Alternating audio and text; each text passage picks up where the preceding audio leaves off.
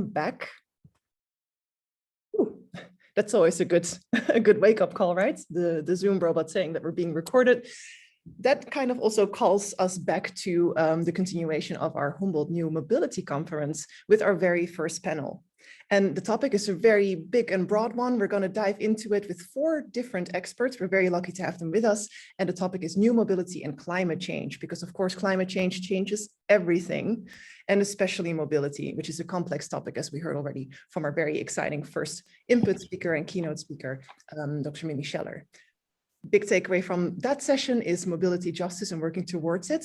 And now we're going to dive into the topic of climate change and mobility. And as I mentioned, we have 4 international experts. We have Professor Kasarina Hornridge from the German Development Institute. We have Andrea Broaddus from Ford Motor Company, and Professor Maximilian Alphamer from the University of California, and of course, Mariana Alegre from Cómo, Lima. So I'm very excited to hear what each of these experts is going to present to us. We've planned a panel, which is about 45 minutes long, as follows. Each of our experts will give an input talk of about 5 minutes on their focus topic. We're going to do the talks back to back and then take all of your questions and comments into a joint discussion round. For our speakers, I would like to mention that I'm going to make a little ding sound when you're at about 4.5 minutes so that you know that you have 30 more seconds to wrap it up.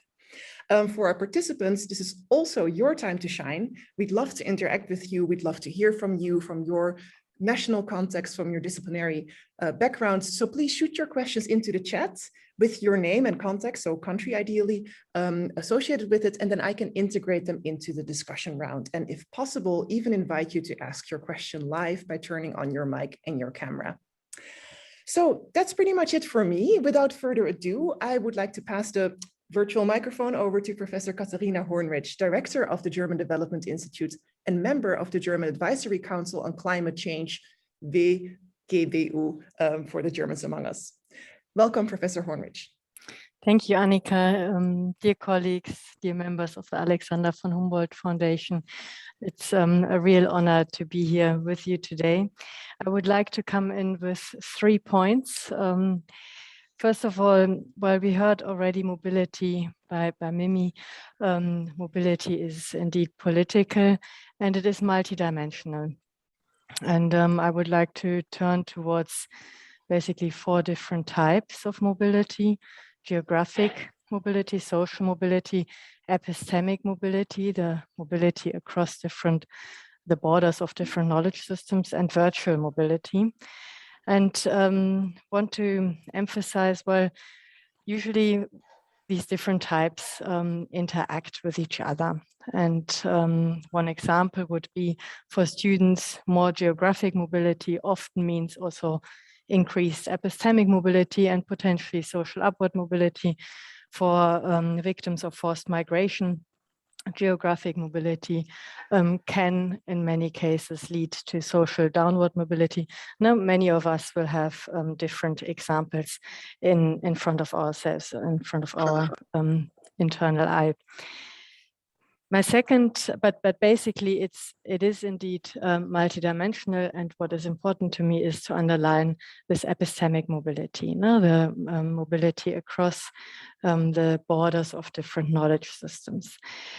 My second point, or with my second point, I'm coming from a research project where we looked at the mobility of practices and policies in living with sea level change in Southeast Asia, and we were interested in understanding how do different practices and policies for living with sea level change travel from various world regions to Southeast Asia, and then between the mega cities of Singapore, Jakarta, and Manila.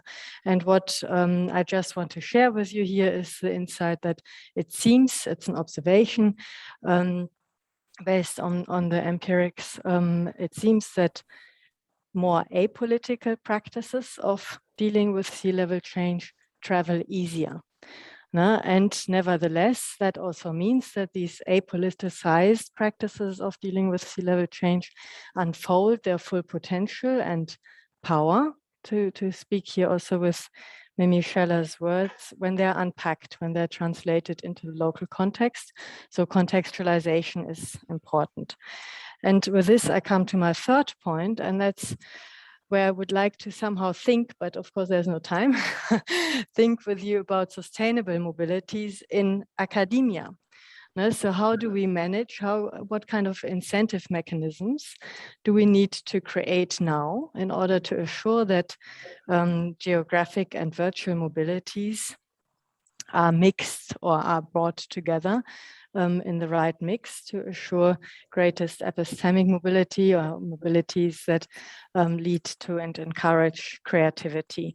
And just to come to my sort of last 2 points as a starter for the discussion is, well, here at the German Development Institute, we say geographic travel, so to say, or geographic mobility in the sense of travel, is usually either done for conferences and teaching, for empirical field research, that's second, or for network building. No, we travel a lot, we work a lot with all different world regions. So now we say, well, you have to always combine two of these reasons, and longer travels are being basically prioritized. So less travel, less often, but when you travel, longer. Then, of course, the next question is, when does ecological sustainability trump social sustainability, and vice versa? No? And there we basically say, as long as it's travel within Germany or within the bordering regions of Germany, the ecological sustainability trumps social sustainability. Yeah, meaning that you probably are away for longer from your family. While when it's beyond that, so trans-regional travel, the ecological, you basically can then take or have to anyway take the airplanes, but also argue for shorter trips. No? So if you have basically social sustainability concerns, it becomes possible to argue for more travel, but shorter. So that's our attempt of combining the ecological and social sustainability considerations in reflecting on the mix of geographic and basically virtual mobilities. Thanks. I'm not at the end of the 5 minutes. I'm happy to continue speaking. Thank you so much. Very interesting insights and interesting research, of course, is being done there. So from your perspective, there is a compromise that we can make between both the ecological and the socially sustainable. And even in that context, it might still be possible for people to travel sustainably to a certain extent, long as there's compromises made on how long and how far we allow ourselves to do that. Is that correct? Well, out of a climate change perspective, of course, the ecological considerations should always trump the social. Yes. Nevertheless, we all also have families, yeah, and the immediate concerns are indeed often the social concerns. Yeah, how long can I leave my newborn baby at home? Yeah? So, and in order to then assure that we don't immediately create gender, just as Mimi Scheller mentioned, yeah, the governance of mobility, of course, constructs gender and inequalities. And in order to address that, we've sort of brought in this mechanism. Yeah, that's very interesting. It's very early start. We have to see how it proves itself. No? Yeah. Yeah, that's great. I really like this concept. I would love to dive into that further, but let's put it into the discussion round then. Thank you for your input talk. It's a lot of food for thought. Then I would love to invite our second speaker of the panel to the virtual stage, Andrea Broaddus from Ford Motor Company and from Palo Alto, San Jose University. Would you like to join us? Thank you so much. It's a pleasure to be here. I'm quite honored. I should mention I'm a Humboldt Chancellor Fellow alumni, and this was one of the most rewarding experiences of my life. So I get to spend some time in Germany, and it really helped launch my academic career. So I should also mention my early postdoc was with Bosch, and so had in a future mobilities team an opportunity to really understand how large corporations are thinking about who are producing literally the means of mobility, thinking about these problems. And now with Ford Motor Company, I'm in a research role. But I want to mention that I personally lived for 12 years without a car.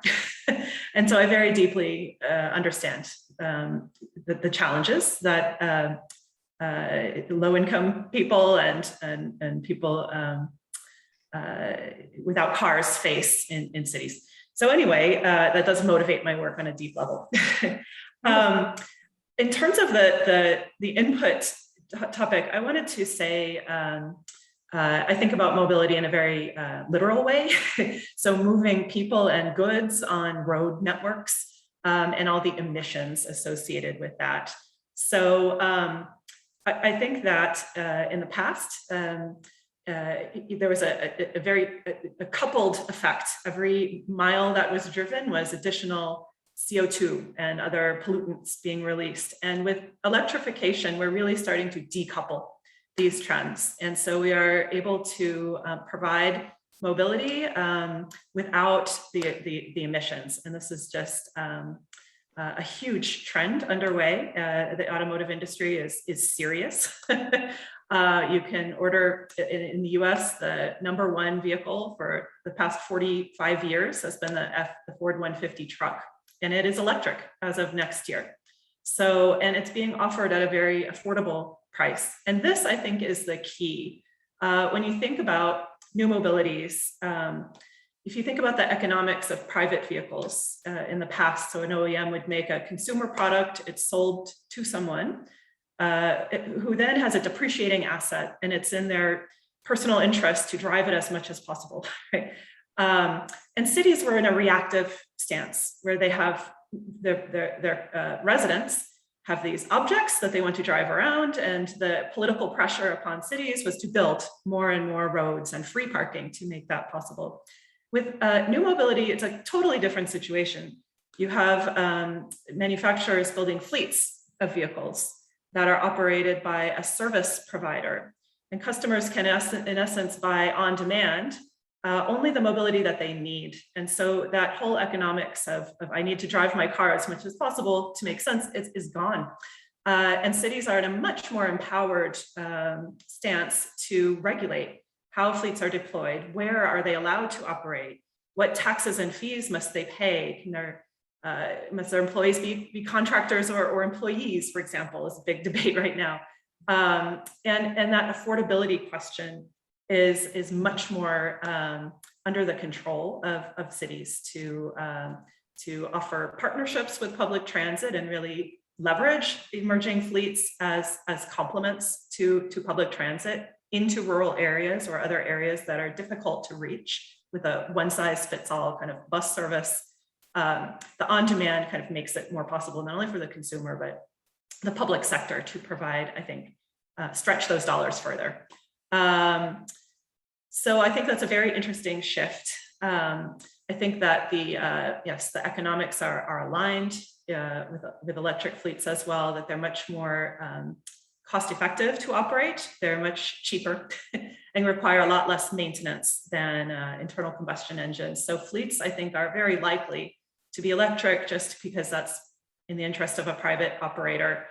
But the key question is around affordability. How do we ensure that these fleets of on-demand mobility are affordable to people? And I think that's where, since cities are in a much more empowered position to work with operators, that we will see a lot of interesting experimentation and growth in that area in the next few years. I'll leave it at that. Yeah, that's a great input. It connects very nicely also with our first keynote speaker of the day, Dr. Mimi Scheller, also kind of seeing cities as like this lab where everything just happens faster with more density. It's easier to cover, whether it's public transit or electric vehicles and the charging infrastructure that they need. So that's a really great takeaway. And we're gonna dive into it deeper together then in the discussion round at the end of the talks of the speaker. Thank you so much for joining. Then let's see. Yes, then it's next up, we have Professor Maximilian Alphamer. He is George Pardee Professor of International Sustainable Development and Associate Dean in the Division of Social Sciences at the University of California, Berkeley. So clearly very busy. Thank you so much for joining us. Let's see. Can you hear me, Professor Alphamer? I can hear you just fine. Can you hear me? That is great. Yes, here we All are. right. Look at this Wonderful. virtual mobility. It is crazy. So thank you so much for having me. I really appreciate this invitation.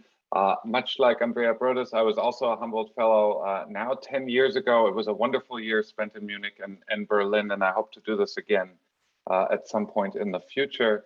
Also very excited about all the activities going on in the network. So thank you for having me. Just briefly, I think these are very exciting but scary times at the same time. There's a climate crisis that we're all facing that, of course, generates all kinds of challenges, but glass half full, I would also say opportunities for us to rethink about the way we move people and things around the globe and what the social and ecological consequences are here. So little signs of hope here. Ford Motor Company, if my statistics are right, sold more electric Mustangs than internal combustion powered Mustangs last month.